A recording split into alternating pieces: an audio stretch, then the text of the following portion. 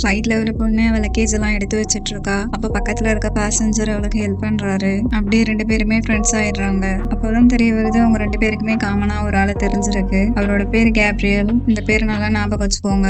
அப்போ பேக் சீட்ல இருந்து ஒரு லேடி எழுந்துக்கிறாங்க.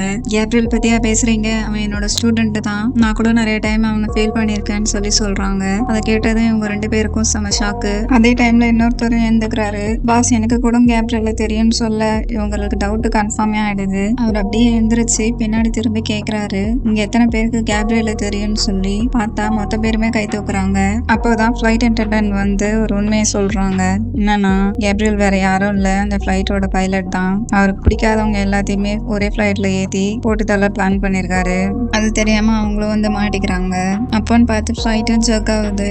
ஜன்னல் வழியா பார்த்தா ஃபிளைட் கீழே போயிட்டு இருக்கு. கீழே ஒரு வயசான கப்புள்ஸ் உட்காந்து நியூஸ் பேப்பர் படிச்சிட்டு இருக்காங்க. என்ன இது சவுண்ட் கேட்குற மாதிரி இருக்குன்னு சொல்லி தாத்தா திரும்பி பார்க்குறாரு. பார்த்தா ஃப்ளைட்டு நேராக அவங்க மேலே வந்து கிராஷ் ஆயிடுது. எல்லாம் ஓகே தான், ஆனால் பாவம் வயசானவங்க, அவங்களையும் கொல்லணும்னு சொல்லி தானே கேட்குறீங்க. ஆக்சுவலாக ட்விஸ்டே அங்கே தான். அவங்க 2 பேரும் வேற யாரும் இல்லை, கேப்ரியலோட அப்பா அம்மா தான். மனுஷன் அவங்க கிட்டேயும் ஏதோ சண்டை போட்டிருப்பாரு போல. ஃப்ளைட்டை கொண்டாந்து நேராக வீட்டிலே இறக்கிடுறாரு.